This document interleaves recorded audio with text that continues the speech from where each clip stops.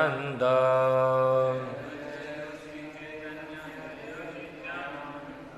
जय द्वैत चंद्र जय गौर भक्त वृंद।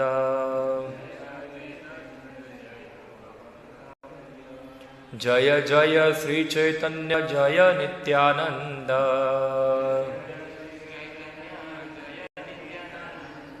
जय द्वैत चंद्र जय गौर भक्त वृंद।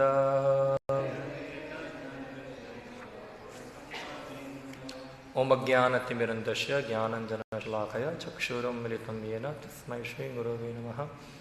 श्रीचैतन्यमनोभीष्टं स्थापितं येन भूतले स्वयं रूपः कदा मह्यं ददाति स्वपदान्तिकं। वन्देऽहं श्रीगुरो श्रीयुतपदकमलं श्रीगुरुन् वैष्णवांश्च श्रीरूपं साग्रजातं सहगणरघुनाथान्वितं त्वं सजीवं साद्वैतं सावधूतं परिजनसहितं कृष्णचैतन्यदेवं श्री राधा कृष्ण पादान सहगण ललिता श्री विशाखान्वितांश्च श्री कृष्ण चैतन्य प्रभु नित्यानंद श्री अद्वैत गदाधर श्रीवासादि गौर भक्त वृंद। हरे कृष्णा कृष्णा कृष्णा हरे हरे, हरे राम राम राम हरे हरे। हरे कृष्णा। तो हम पढ़े हैं श्री चैतन्य चरितामृत मध्य लीला अध्याय 20। श्री चैतन्य महाप्रभु द्वारा सनातन गोस्वामी को शिक्षा। एक्चुअली ये 3 श्लोक जो है यहाँ 143, 144, 145, 146, 147 बहुत महत्वपूर्ण श्लोक है, खास करके वर्तमान समय के अंदर। और ये चैतन्य महाप्रभु जो है ये चीज को और सही तरीके समझा रहे, डिटेल में समझा रहे क्या है। तो देखिए अभी हम थोड़ा समय पहले देख रहे हैं ऐसा कुछ गुजरात के अंदर भगवान कौन है उसके ऊपर बहुत बड़ा फाइटिंग हो रहा है 2 समुदाय के बीच में। एक समुदाय जो है जो उनके गुरु है, एक उनका नाम है सदानंद स्वामी, कहते हैं कि वो भगवान है और सभी देवता हैं, कृष्ण जो है उनके सेवक है। और उसके ऑब्जेक्शन में एक दूसरी पार्टी है जो बोलती है ये क्या कर रहे हैं, हमारे देवी देवताओं का अपमान कर रहे हैं, किसी गुरु को भगवान बना रहे हैं, वो कोई भगवान नहीं है। फिर भगवान कौन है? तो वो लोग बोलते हैं हम लोग सनातन धर्म वाले हैं। तो भगवान कौन है? सनातन धर्म के अंदर सभी देवताओं का सम्मान करना लिखा है, सभी लोग एक ही है, सभी भगवान सब कुछ एक ही है। यानी कि जो उनको विरोध करने वाले हैं वो मायावादी है, निरुशवादी है। और वो लोग भी जो है इनका विरोध कर रहे। दोनों में से कौन सही है? दोनों में से कौन सही है वो जानने के लिए हमको शास्त्र से जानना पड़ेगा क्या है। सब शास्त्र लेके आ रहे हैं, वो लोग भी अपना शास्त्र बनाया है, मायावादी लोग भी अपना शास्त्रों का क्या करते अर्घटन करके सब प्रस्तुत कर रहे हैं। वहां कौन सही है? तो यहां हम देखते चैतन्य महाप्रभु यही चीज को विस्तार से समझा रहे। और जो मायावादी लोग हैं जो सो कॉल सनातन धर्म को रिप्रेजेंट करे हैं, जैसे कि सनातन धर्म का ठेका उनके ऊपर चढ़ता है, ऐसा है वहाँ। वो लोग बोलते हैं कि हरे कृष्ण वाले भी बोगस है। क्यों? क्योंकि वो लोग भी कृष्ण को भगवान बताते, बाकी देवताओं को उनका दास बताते हैं। इसलिए ये लोग भी बोगस है, ये लोग भी सनातनी नहीं है, ये लोग भी ऐसे ही है वहाँ। तो यानी कि वो लोग मायावादी है। चाहे जो लोग सदानंद स्वामी को भगवान मानते हो, चाहे जो लोग बोलते सब कुछ एक ही है, सब कुछ निराकार है, सब कुछ, चाहे शिव हो, ब्रह्मा हो, माता जी हो, कृष्ण हो, राम हो, सब कुछ एक ही है। यानी कि वो लोग जो है ये तर्क प्रस्तुत कर रहे हैं, उसका कोई आधार नहीं है, कोई शास्त्रीय प्रमाण नहीं है। ना तो जो लोग सदानंद स्वामी का भगवान मानते हैं उनके पास भी शास्त्र प्रमाण नहीं है, और जो लोग सो कॉल्ड सनातन धर्म का ध्वजा लेके घूमते हैं और बोलते हैं कि हम सनातनी है, सनातनी है, सनातनी है, उनके पास भी कोई प्रमाण नहीं है। इधर देखिए चैतन्य महाप्रभु यहाँ समझा रहे क्या है। वेद शास्त्र के संबंध अभिदय प्रयोजन कृष्णा कृष्ण भक्ति प्रेम तीन महाधना। शास्त्रों के अंदर तीन प्रकार का नॉलेज है, एक है संबंध ज्ञान, एक है अभिदय और प्रयोजन। लास्ट टाइम हमने इसके ऊपर चर्चा किया था, संबंध ज्ञान क्या है, अभिदय क्या है और प्रयोजन क्या है। तो संबंध ज्ञान का लक्ष्य है कृष्णा, यानी कि सभी शास्त्रों सभी वेदों का निष्कर्ष निकलता है कृष्णस्तु भगवान स्वयं। ये संबंध ज्ञान है, कृष्ण भगवान है। और नेक्स्ट स्टेप आता है कि कृष्ण भगवान है तो हमारा उसके साथ संबंध स्थापित करने की जो प्रक्रिया है वो है कृष्ण भक्ति, वो विधेय है। और उसका उद्देश्य क्या है, तो प्रेम प्रयोजन है। ये तीन कैटेगरी के अंदर हर शास्त्र के ज्ञान को बताया गया है। अभी यह चैतन्य महाप्रभु आगे बताते हैं, वेदादि सकल शास्त्रे कृष्ण मुख्य संबंध तार ज्ञाने आनुषंगे गाय माया बद्ध। वेद इत्यादि सारे प्रामाणिक शास्त्रों के आकर्षण के केंद्रीय बिंदु कृष्ण है। जब कृष्ण विषय पूर्ण ज्ञान की अनुभूति हो जाती है तो माया को बंधन स्वतः टूट जाता है। तो सभी शास्त्रों का निचोड़ जो है वो क्या है, कृष्ण। इसलिए गीता के अंदर भगवान कृष्ण क्या बताते हैं, वेदे से सर्वेर अहम एवं वेद्य। शायद मायावी लोगों ने गीता नहीं पढ़ा है, या तो जो सदानंद स्वामी का फॉलोवर है उन लोगों ने गीता नहीं पढ़ा है। इसमें क्या लिखा है, वेदे से सर्वेर अहम एवं वेद्य। सभी प्रकार के वेदों में कौन जाने योग्य है, भगवान है, कृष्ण है। अहम श्लोक कौन बोल रहा है, ये कृष्ण भगवान बोल रहे हैं। शायद मायावादी ऐसा अर्थ करेंगे कि अहम शब्द का मतलब क्या है, कृष्ण के अंदर कोई निराकार ब्रह्म है वो बोल रहा है, ऐसा है। तो ये उनका अर्थ है, हम उनका अर्थ स्वीकार करेंगे नहीं, क्योंकि उनका ये खुद का इंटरप्रेशन होता है। जबकि सीधा अर्थ लो क्या है, वेदेश सर्वेर अहम एव वेद्य वेदांत कृत वेदविद चाहम। मैं ही वेदों में जानने योग्य हूँ। इस श्लोक भगवान कृष्ण बोल रहे, तो समझ जाना चाहिए कि वेदों का विषय कौन है, कृष्ण ही है। फिर उसमें ज़्यादा अपना गंदा दिमाग लगा के उसका अर्थ करने की आवश्यकता नहीं है कि कोई शिव बाबा इसके अंदर आ गया, या तो फिर कोई और परमात्मा आ गया, कोई और भगवान आ गया और ये श्लोक बोल रहा है इसके अंदर। ये तुम्हारा इंटरप्रेशन है। किसी आचार्यों ने इस प्रकार इंटरप्रेशन नहीं किया। चाहे आप रामानुजाचार्य ले लो, चाहे मध्वाचार्य ले लो, चाहे शंकराचार्य ले लो, चाहे विष्णु स्वामी ले लो, सभी आचार्य जो है महान वैदिक स्कॉलर जो है, सब लोग जो है इस प्रकार से ही उसको समझाए हैं। कोई ऐसा नहीं बोला कृष्ण के अंदर कोई आ गया दूसरा कोई भगवान और वो आके बोल रहा है कि मैं हूं सब वेदों का जानने योग्य। तो ये गलत अर्थघटन होता है उनका। तो अभी चैतन्य महाप्रभु ये चीज को और ज्यादा सॉलिड स्थापित करने के लिए पद्म पुराण से एक श्लोक बता रहे हैं। क्या है, तो बताते हैं, व्यामोहाय चराचरस्य जगतस्ते ते पुराणान गमास ताम तामेव ही देवताम परिमीकाम जलपंतु कल्पावधि सिद्धांते पुनरेक एव भगवान विष्णु समस्तागम व्यापारेषु विवेचेन व्यक्तिकरम नीतेषु निश्चयते। तो इसका अर्थ ऐसा है, वैदिक शास्त्रों तथा पुराणक अनेक प्रकार के हैं। हाँ, तो हम देखते शास्त्रों में अलग अलग प्रकार का वर्णन है, पुराण में अलग अलग प्रकार के हैं। उनमें से प्रत्येक में विशेष देवताओं का वर्णन प्रमुख देवताओं के रूप में पाया जाता है। तो कोई शिव पुराण पढ़ेगा तो उसमें क्या लिखा होगा, शिव जी प्रमुख देवता है। कोई देवी पुराण पढ़ेगा उसमें क्या आएगा? देवी प्रमुख है। या तो फिर कोई और पढ़ेगा, ब्रह्मा प्रमुख है, इंद्र प्रमुख है, शक्ति प्रमुख है, सब बताया जाएगा इस प्रकार से। यह समस्त चर तथा अचर प्राणियों में मोह उत्पन्न करने के लिए है। तो शास्त्र देखो, ये पुराण जो है उसकी 3 श्रेणियां हैं।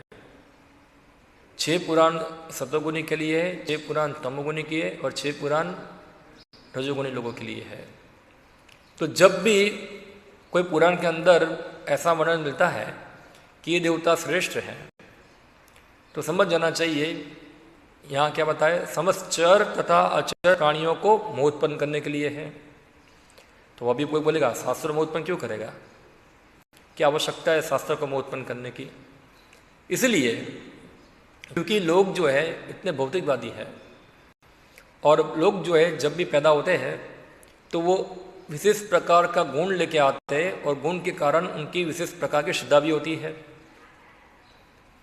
और वो श्रद्धा के कारण वो विशेष प्रकार की देवताओं से क्या होता है, आकर्षक होता है।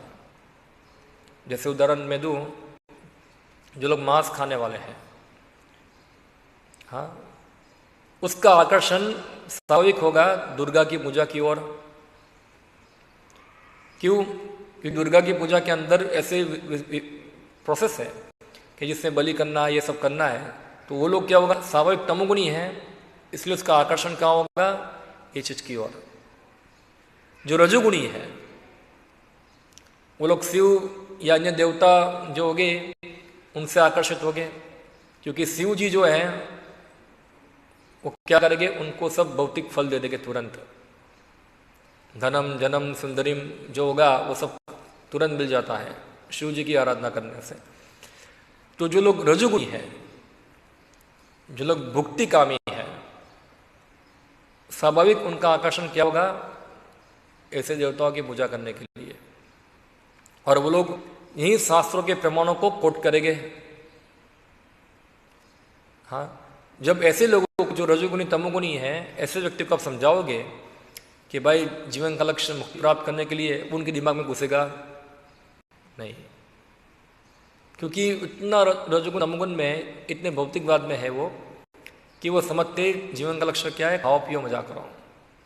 और इसके लिए क्या करूँगा, हम लोग धार्मिक है, हम लोग सनातनी है, हम क्या करेंगे, हम शिवरात्रि होगी या तो फिर गणेश चतुर्दशी होगी या डांडिया होगा, उसमें डीजे बजाएंगे, फिल्मी गाने बजाएंगे, इससे हमारी आराधना हो जाएगी, ऐसा है। तो ये सब बोगस है, ऐसा है। ये तो जो पहले जो वैदिक आराधना होती थी देवताओं की, उसे भी गया हुआ है, पूरा बोगस है। क्या कोई शिव जी या दुर्गा देवी या गणपति आपके फिल्मी गानों से, जो बॉलीवुड के गाने गाते हैं, उससे क्या प्रसन्न होकर आपके वरदान देंगे क्या है ऐसा वहाँ? तो गलती है वो तो। और जो सही ढंग से कर भी रहे हैं, मगर उनकी समझ क्या अगर वो है कि देवता जो है वो इंडिपेंडेंट भगवान है, तो भी ये स्टेटमेंट जो है उनका मोह उत्पन्न करने के लिए, क्योंकि उनकी इच्छा क्या है, भौतिकवाद में आगे बढ़ना है उनको। तो यहाँ पद्म पुराण के श्लोक बताते हैं ऐसा कि जब भी कुछ बताया जाए कि कोई देवता प्रमुख है पुराणों के अंदर, तो समझना चाहिए ये क्या है, मोह उत्पन्न करने के लिए है। उन्हें निरंतर ऐसे ही कल्पनाओं में लगे रहने दो। तो उनको यही शास्त्र जो है उनको यही कल्पनाओं में रहने देते हैं, ठीक है, तुम हमेशा मानते रहो ये देवता श्रेष्ठ है बस, और संतुष्ट रहो वहां। किंतु जब इन सारे वेद शास्त्रों का सामूहिक विश्लेषण किया जाता है, तब निष्कर्ष यही निकलता है कि भगवान विष्णु ही एकमात्र पूर्ण पुरुषोत्तम भगवान है। तो अब यह पूरा सब शास्त्रों का निष्कर्ष निकालोगे, हाँ, और उसको निष्कर्ष निकाल के जब पूरा एक तारण निकालेंगे, निर्णय करेंगे, तो पता चलेगा क्या है, कृष्ण भगवान है। जो देवता की बात हो रही है, वो देवता जो है भगवान विष्णु की एक विभूति को रिप्रेजेंट करते हैं।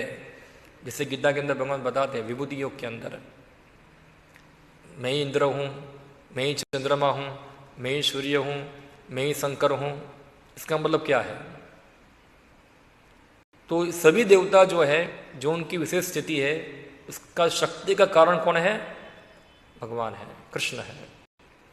क्योंकि वो उनकी कि कोई विशेष शक्ति को ये जगत के अंदर क्या करते हैं? रिप्रेजेंट करते हैं, रिप्रेजेंट करते हैं। जैसे 100 रुपए के अंदर 50 रुपया जाता है, आता है कि नहीं आता है?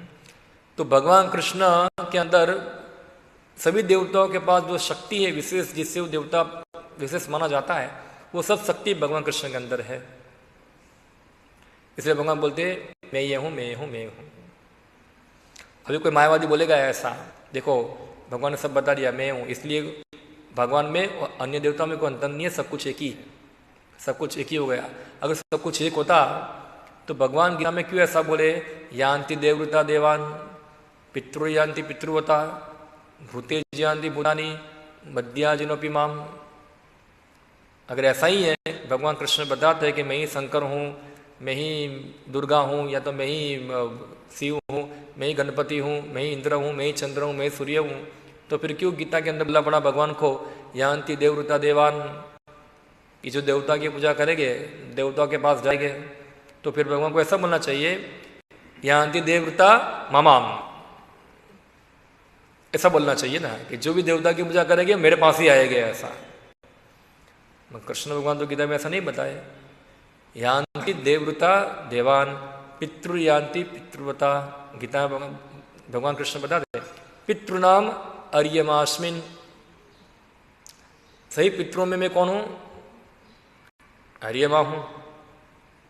तो अगर सब कुछ एक ही है, सभी देवता कृष्ण सब कुछ एक ही है, निराकार ब्रह्म ही है सब कुछ, तो कृष्ण को ये भेदभाव करने की क्या आवश्यकता थी कि जो देवता की पूजा करेंगे वो देवताओं के पास जाएंगे, जो पितरों की पूजा करेंगे पितरों के पास जाएंगे, और जो मेरी पूजा करेंगे वो मेरे पास आएंगे। ऐसा क्यों बोलने की आवश्यकता थी? ऐसा होना चाहिए सब जो भी पूजा करो सब एक जगह पे जाओ। तो ऐसा तो नहीं है, एक गलत सिद्धांत जो है सो कॉल सनातन धर्मों का नाम पे प्रचार करते हैं, सो कॉल मायावादी लोग पूरा। ये लोग सनातन धर्म वाले नहीं है। सनातन धर्म वाले कौन है? जो गीता और भागवत का प्रचार करने वाले हैं, वो सनातन धर्म वाले हैं। और सनातन शब्द का अर्थ क्या होता है? इसका शुरुआत नहीं है, इसका अंत नहीं है। तो हम देखते हैं कि जीवात्मा जो है ना तो उसका शुरुआत है ना तो अंत हुआ है। तो हम देखते हैं गीता के अंदर भगवान बताते हैं अज नित्य शाश्वतो अयम पुराणो न हन्यते हन्य माने शरीरे। जो जीवात्मा है वो क्या? शाश्वत है, यानी कि सनातन है। जीवात्मा सनातन है, भगवान सनातन है। गीता के अंदर भगवान भी कृष्ण बताते हैं अजोपि सन्मयात्मा भूतानाम ईश्वरोपि सना, मैं अजन्मा हूं, वो भी सनातन है। तो जीव सनातन है, भगवान कृष्ण भी क्या है? सनातन है। और दोनों का संबंध भी क्या है? सनातन है। तो जो जीव की भगवान के संबंध में जो क्रियाएं होती है वो भी क्या है? सनातन है। इसलिए क्रिया को क्या बोलते हैं? सनातन धर्म। ये सनातन धर्म की व्याख्या है। जीवात्मा की सनातन ड्यूटी, उनका कर्तव्य, जीव का कर्तव्य क्या है? भगवान श्री कृष्ण की अहितु की अप्रत्यत्या सेवा करना, वो सनातन धर्म है। अभी वर्तमान समय में क्या है? हम क्या मानते हैं? हमें शरीर है, और शरीर के आधार पे हम हमारा एक ड्यूटी बनाते हैं। कोई बोला मैं ब्राह्मण हूँ, मैं क्षत्रिय हूँ, मैं वैश्य हूँ, मैं अमेरिकन हूँ, मैं भारतीय हूँ, हाँ दिखना जो भी हो, इस शरीर के आधार पे अपनी पहचान बनाते हैं और शरीर के आधार पे अपनी ड्यूटी बनाते हैं।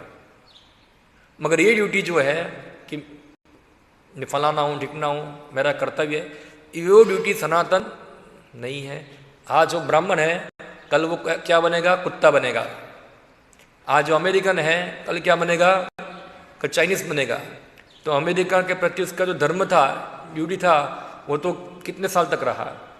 जब तक उसका शरीर था, कितना 40-50 साल तक रहा, 60 साल तक रहा। बाद में यानी कि शरीर के आधार पे जो कर्तव्य है ये सनातन नहीं है। शाश्वत नहीं है, ये शाश्वत धर्म नहीं है। शाश्वत धर्म जो है क्या है, वो है कृष्ण भक्ति। क्योंकि जीवात्मा शाश्वत है। जीवात्मा कुत्ते की योनि में जाए, सुअर की योनि में जाए, जो भी योनि में जाए, जो सेवा करने का उसका स्वभाव है, हाँ, कभी खत्म होगा नहीं। यानी कि जीवात्माओं का सनातन धर्म क्या है, कृष्ण की सेवा करना। कृष्ण सनातन है, जीव सनातन है, इसलिए उनकी सेवा भी क्या है, सनातन है। तो इसको कहते हैं सनातन धर्म। आजकल लोग सनातन धर्म के नाम पे पता नहीं क्या क्या बोलते हैं, बड़ा बड़ा भाषण देते हैं। सनातन धर्म यानी कि मुस्लिम को मारना, ये उनका सनातन धर्म है। सनातन धर्म यानी कि बस डीजे में नाचना, फालतू फालतू लोग हैं ऐसे। तो ये हमको समझना है। सारे शास्त्रों का निष्कर्ष क्या है, कृष्णस्तु भगवान स्वयं। अगर पूरा शास्त्रों का निष्कर्ष करेंगे तो हम पाएंगे कृष्ण जो है वही शास्त्रों में आराध्य व्यक्ति के रूप में बताए गए हैं। क्या श्लोक है, महाभारत में एक श्लोक आता है, वेदेश रामायणश्च पुराणे भारतेश तथा आदि मध्य अंत्यश्च सर्वत्र हरि गीयते। ये सनातन धर्म वाले श्लोक सुनाओ और सामने जाने वालों को भी श्लोक सुनाओ, दोनों को सुनाओ ये श्लोक, दोनों सुनो क्या लिखा है इसके अंदर।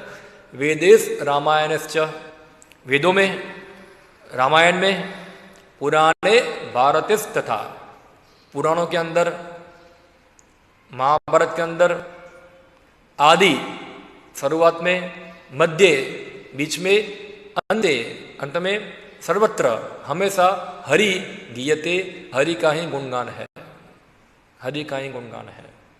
तो ये इसमें कोई विरोधाभास होना चाहिए नहीं, स्पष्ट है सब कुछ। मगर कुछ लोग जो होते हैं वो शास्त्रों को तोड़ मरोड़ को क्या करते हैं, प्रस्तुत करते हैं, अपने गुरु को भगवान बनाते हैं, या तो भी सब कुछ सब लोग भगवान है, ऐसा है, एक और जस्टिफाई करते हैं। सभी देवता जो है कृष्ण की आराधना करते हैं। कहाँ लिखा है, शास्त्र में लिखा है। तो आप देखो भागवत में बताए, यत इंद्र वरुण दिव्य स्तुवंती दिव्य स्वये, ये श्लोक भागवतम का है। तो चलो आप हमारा विरोध कर सकते हैं, अब भागवतम को विरोध, भागवतम को मानते हैं कि नहीं मानते हैं? भागवतम तो हमारा बाप का नहीं है, भागवत तो व्यास ने लिखा है। और वही व्यास तो लिखते हैं ऐसा कि इंद्र वरुण सब देवता, शिव विरंची नूनम, शिव विरंची सभी लोग जो है, विरंची यानी कि ब्रह्मा, सभी लोग विष्णु की, कृष्ण की आराधना करते हैं, उनके चरण कमलों का ध्यान करते हैं। हाँ, क्या श्लोक है, तद विष्णु परम पदम सदा पश्यन्ति सूरयो,